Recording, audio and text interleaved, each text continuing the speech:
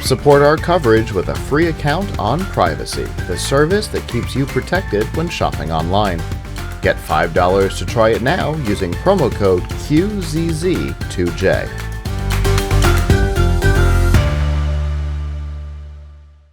Where are you from? I'm from Ohio, but I was actually born and raised in Metro Detroit. Okay, I won't hold that against you. And the name of the company? Tanaka Precision Industries. Okay, and what do you do? We're a Tier 1 and Tier 2 auto supplier to primarily Honda and Toyota, but we're also courting the American market as well. Wow. So you bring us gifts. Yes, we do. What is this? This is something from our research and development department. It is an inverter case, and what we're showing off today is actually the world's thinnest inverter case. Really? Yep. What we're hoping to do here is solve a problem in the electric drivetrain market.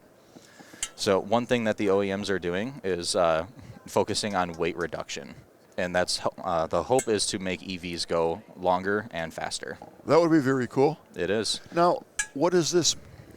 Aluminum? Yep, it's ADC 12 aluminum. Okay.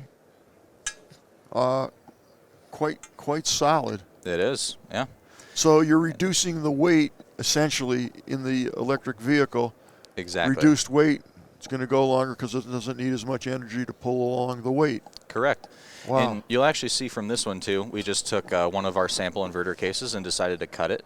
So what you'll see is 1.5 millimeter let's put it over thick. here so everybody can see it. Of course. This is 1.5 millimeter thick walls. Yep. Okay. And the industry standard is 2.5 millimeters. So this is a 15% reduction in weight, right, and an estimated 25% cost reduction in this specific component. What about, how's that relate to miles, or does it? I mean, I'm sure it does, but I don't know if you have the... we have some estimates. We're actually going to be presenting this next week to some of our prospective customers. Okay. A little bit confidential, so I can't say. It's a good question, though, huh? Very good question. Okay. This kind of fascinates me because I never, when I think of electric vehicles, and that's really what your concentration is on from what you're saying. I mean, you do other things, but yes, right now we're talking about weight reduction for EVs. Correct.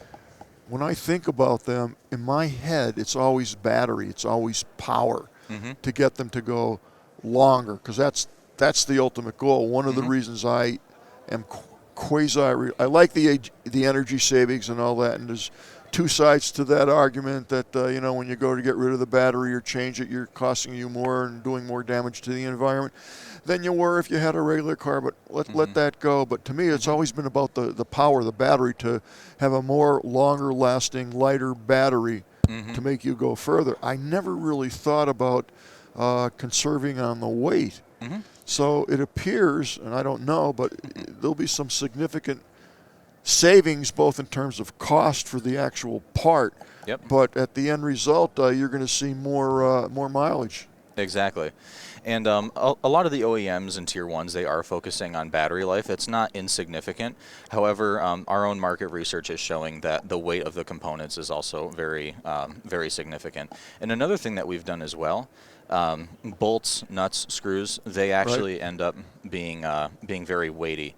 What we just found out this week is that instead of using nuts and bolts and screws, we can actually friction weld two components together. And that's going to be less expensive and quicker, I would imagine. Exactly. So what we're hoping to do next week is show this to our industry partners and see what they say. So when you're making this, you actually can do the weld, and you're done. Exactly. Wow. I mean, that's pretty clever. Yeah, we try our hardest to be innovative. Yeah. Wow. Interesting. What else can you tell me about the company? That's pretty smart. So I'm with Fredericktown Tanaka Precision. We're a subsidiary of our parent company in Toyama, Japan. We got our start in '94 when Honda had us switch some of our rocker arm production to the United States for the engine plants in Ohio. And we were doing Honda work exclusively for about 20, 25 years. And now that's a long time. You don't look old enough to be 20, 25 years, but go ahead. What we're doing now is we're expanding into other supply chains as well. Interesting.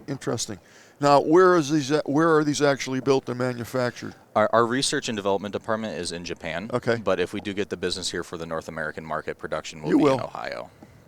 And you live in Japan now? I live in Ohio, helping out our North American But team. you've been to Japan and visited the company and all that? Hopefully, we'll be going soon. I've only been with the company since July of last year.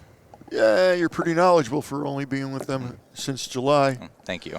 What about the strength of this? Do you have to go through precision estimates and to match what they have now or surpass what they have?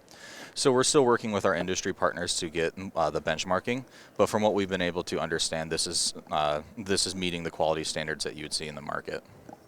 That's pretty fascinating. I just never thought of reducing the. Plus, I think the being not having to use screws and bolts and that thing, it got to be a time saver too, not only a money saver. Yep, correct. So that's what we're looking at right now. This friction welding initiative, this was actually discovered this week, so testing and research is still very early. But from my own personal estimation, I'm guessing that we can reduce cycle time by about 5 to 10%.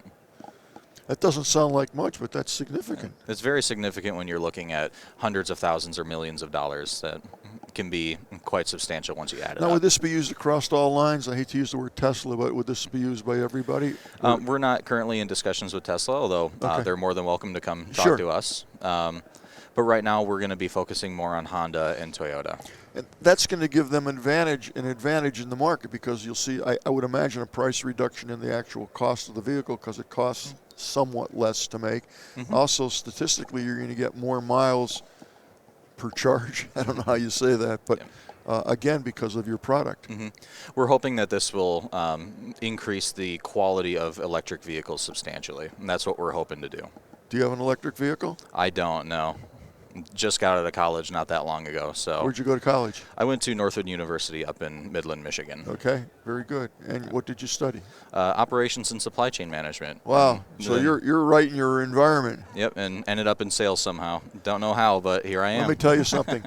Everybody's in sales. Everybody's a salesman. I don't care what you do, but everybody's, in sales or part of sales, whether they realize it or not. Exactly. Because if I'm the engineer that's making this and it's perfect, it ain't going to go anywhere without a salesperson. Absolutely. So even though I'm an engineer, I'm a salesperson. All right. Thank you so much for joining us. You have one more piece you want to show us, please? Well, this is actually a gift for you personally. Oh, my God. Thank you. Today we're displaying a little bit of our Japanese heritage. This is what's called a masu cup. You would see these at any kind of celebration, a wedding, an anniversary, a retirement party. You would fill it with Japanese sake. And inside of it, we have origami, which is part of our Japanese heritage. Yes. And then beneath that, a little hard to see, it's called ramune. It's a form of a Japanese sweet tart. I don't know what to say. Thank you so very much. You're very welcome. Thanks for having me on. When I drink my sake, sake. I never tasted it. I don't drink. Do you believe that? I've never had a beer in my life. Never had a drink in my life. Oh, all right. Do you believe it? I believe it now. No, it's true. All right. It's true.